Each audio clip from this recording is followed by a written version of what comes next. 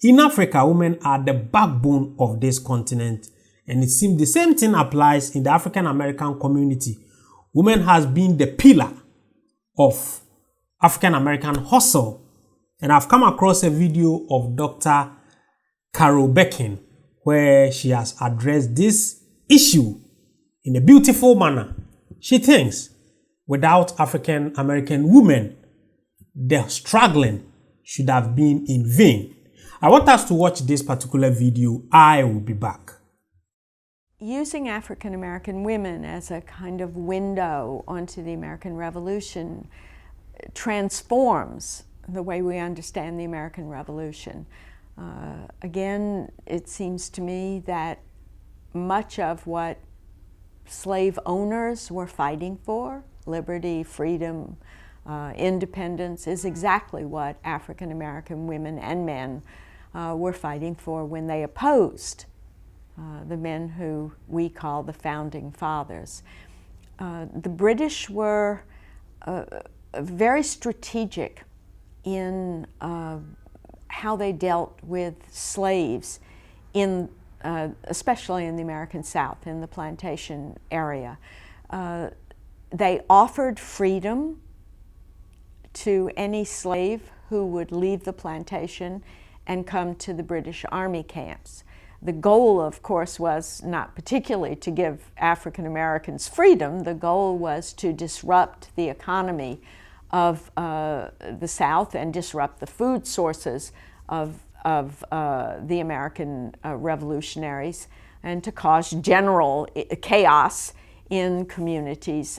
And they started this as early as 1775. Even before independence had been declared, the governor of Virginia issued a proclamation that said that any slave willing to abandon traitorous planters would be given his freedom. The American response to this is rather telling. That is, the response of the House of Burgesses, which we think of as the great source of liberty in America, was that any slave who did this and was caught would be executed or sent to the West Indies, which was the equivalent of execution because life on the sugar plantations was brief and really quite horrible. To the surprise, I think, of Governor Dunmore, the women and men and children flocked if they were in the vicinity to the British encampments, and they formed African regimen of soldiers that they called, when fighting broke out, that they called the Ethiopian Regiment. And across their chests they wore a banner with one word on it, and the word on it was liberty. And so right away I think you can understand that there were different agendas in the American Revolution.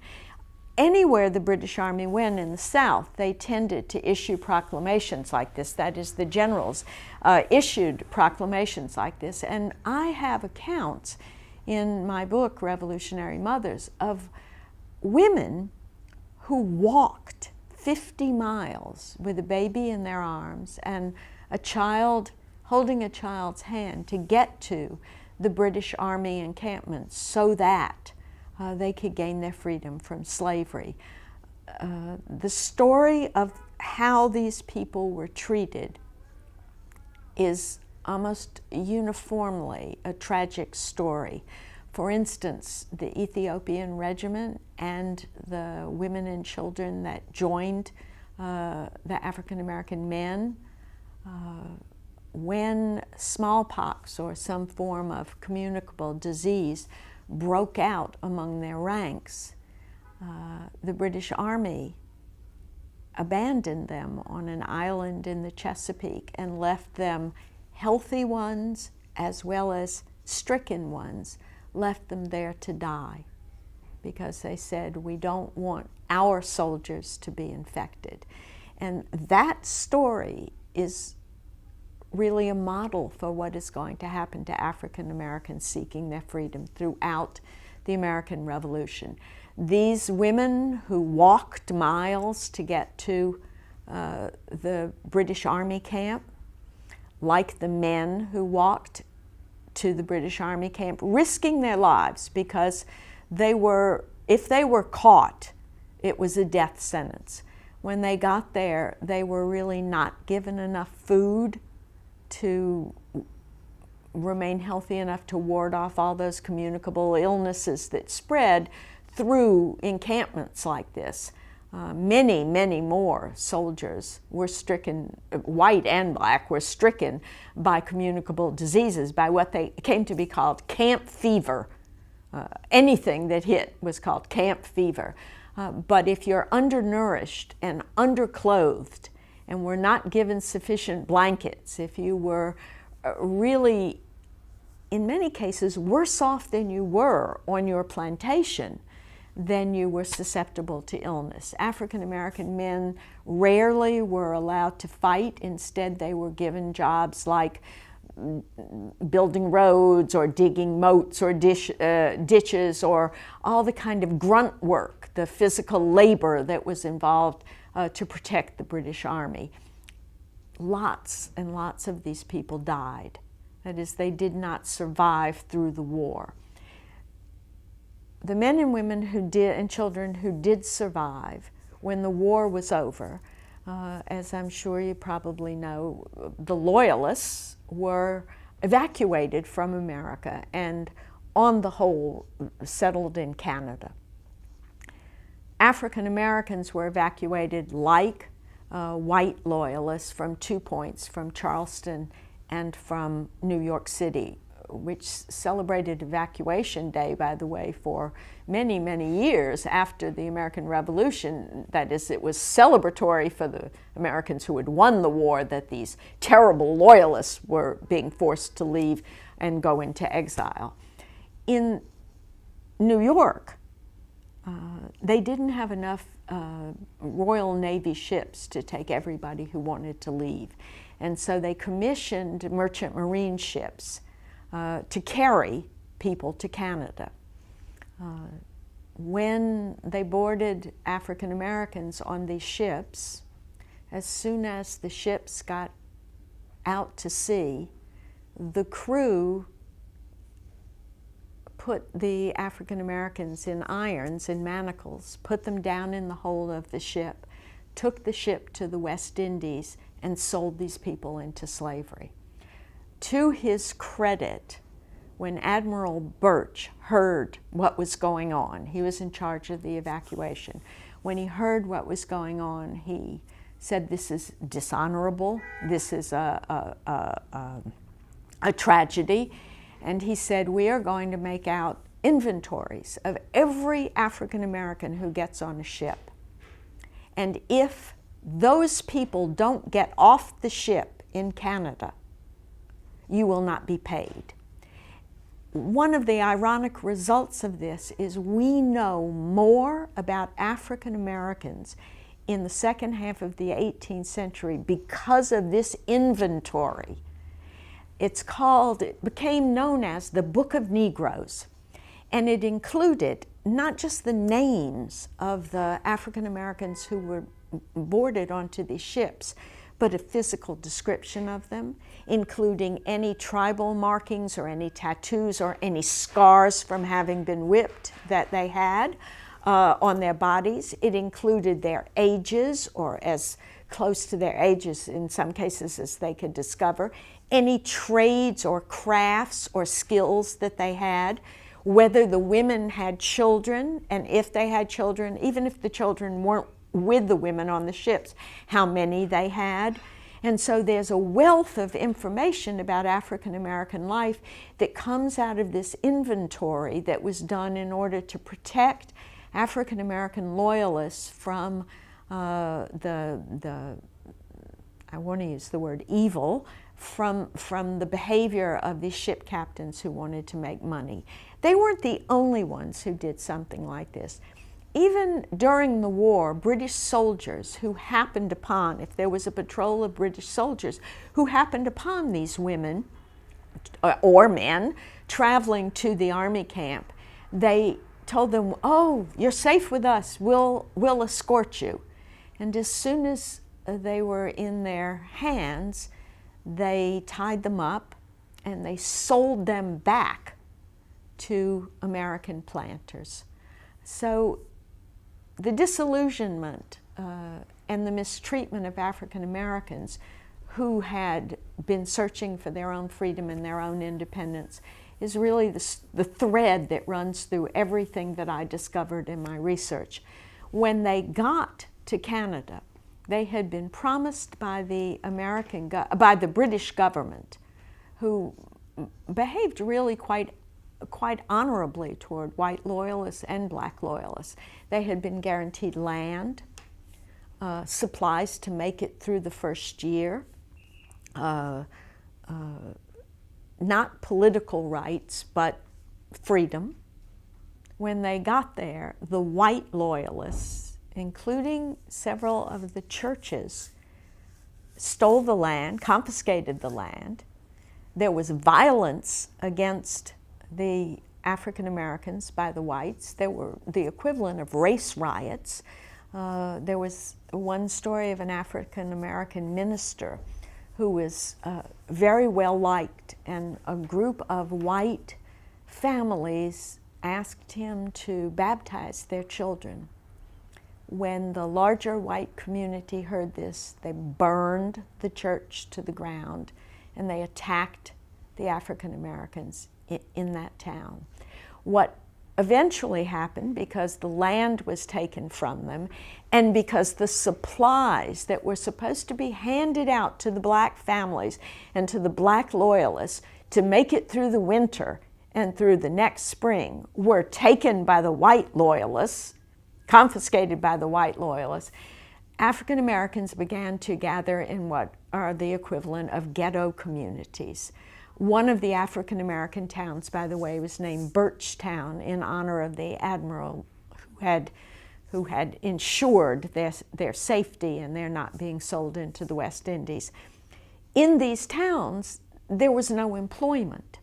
And when these African Americans would go out into the white communities like Halifax to try to find work, they would be attacked or arrested. It's no surprise that within a few years of the populating of Canada, 1,500 African American loyalists made a second exile voyage and went to Sierra Leone to start a new community of their own. There's no happy stories, really, if you look at the American Revolution through the eyes of African American women or African American men. It was even worse for the African Americans who remained behind in the new land of liberty, right, the United States. Washington had been very reluctant to allow free African Americans or enslaved African Americans to be armed to fight in the American Revolution, even though he was desperate for men to join his army. And the reasons were obvious. Southern slave owners were afraid that putting a gun in the hand of an African American would be a dangerous thing to do. I recently learned, by the way, that in World War I, the same fear existed, and African Americans who enlisted in the American Army were assigned non-combatant duty and not allowed to train with weapons, despite the fact that they were members of the American Army. And African American men who demanded the right to fight were sent to fight in the French Army. There are any number of African American men who received the equivalent of the Distinguished Service Cross from the French in the in the World War I, because of the same fear that arming black men was a dangerous thing to do in American society. So in the American Revolution, very few African Americans were allowed the route to freedom through participation in the American Army. after the war was over, Southerners increased the repression of their slave populations dramatically. The laws became harsher in the South, in part because so many slaves had run away from the plantations, seeking their own freedom. The Southern planters and the Southern establishment, political establishment, said, we'll make sure nothing like this ever happens again, and they enforced much tighter regulation. There were many more slave patrols of armed white men who went out to make sure no slave tried to run away from a plantation or from a farm where he or she was owned. And so life for African Americans in the South became more repressive after the American Revolution. It is true in the North that African American men and women were emancipated, but very, very slowly. Gradual emancipation was the rule of the day, so that you could be, they could end slavery in Pennsylvania, but if you were under 25, you couldn't be freed till you were 25, and slave owners had several years before they had to begin the process of emancipation. And this is why Sojourner Truth in the 1820s could write, I walked away from slavery in New York, because slavery still existed in New York in the 1820s. That's how gradual emancipation was. A state like Vermont that probably had one random black person was able to emancipate immediately. But in any state, and that included New York, where New York City had always had a large slave population working on the docks. Dutch farmers had slaves working on farms outside of New York City, and in Philadelphia, where there were enslaved men who worked as in artisan shops, in manufacturing, small-scale manufacturing in the city, and slave women who worked as domestic labor. In those states where slavery continued to be profitable to someone, emancipation was extremely gradual. In Massachusetts, of course, one of the most famous cases was a woman known as Mom Bett, B-E-T-T. Her name must have been Betty or Elizabeth, sued for her freedom. And Theodore Sedgwick, who later would become both a senator and an abolitionist, took her case and won her freedom. And she took as her name Elizabeth Freeman as a result. And the story goes that when she was asked, how did you learn about the Declaration of Independence? How did you learn that the revolution had been fought for freedom? A rather patronizing question, by the way. She replied that she listened and she understood what she heard. And so she's quite an important figure in the very slow movement toward the end of slavery in America, not only because she won her case, but because the man who served as her lawyer went on to fight against slavery in America. I searched long and hard for upbeat stories about what happened to African Americans in the American Revolution, either in the American South among the revolutionaries or in Canada. And sadly, I will tell you that I really did not find any. It's important to remember, I think, that the spirit of liberty, the idea of freedom, is something that you don't have to have a college education to comprehend and to be willing to risk your life for, because that's in fact what these slave women from the plantations did, and that's what the men who joined the Ethiopian regiment did. And they were never really, certainly ever granted equality, but in many cases they came to live a life in Canada that was as impoverished and as racially discriminated against as the one that they had left in America.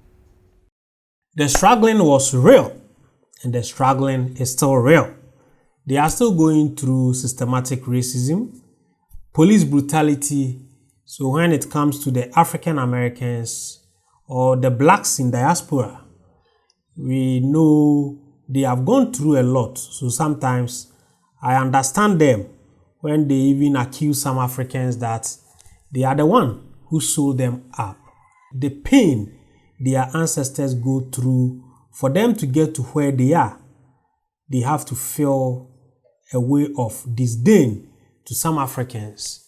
And if you look at how they have struggled through civil rights activism and a whole lot, you just salute them of coming from this far.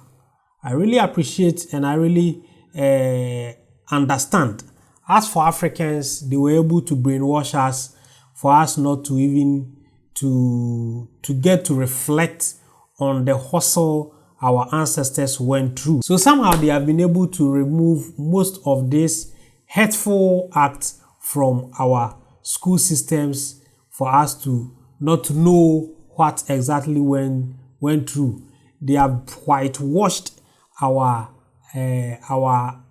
educational systems. They have whitewashed our culture for us to not know what exactly went through during the slavery and colonialism. We have gone through a lot, and we are still picking ourselves up, and we are setting platforms to educate, enlighten, and liberate most of us. What this woman is saying makes a lot of sense, but it's up to us to highlight on this such topics and history for many to know what exactly happens and what blacks has gone through all over the world. Please join my Telegram group by going to my description box. Click on the Telegram link. It will take you to our platform.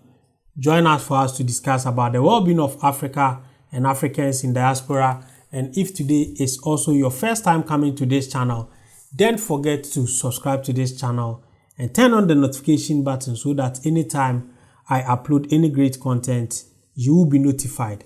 I'm always your guy, De-Graft Amoako. Thanks for watching.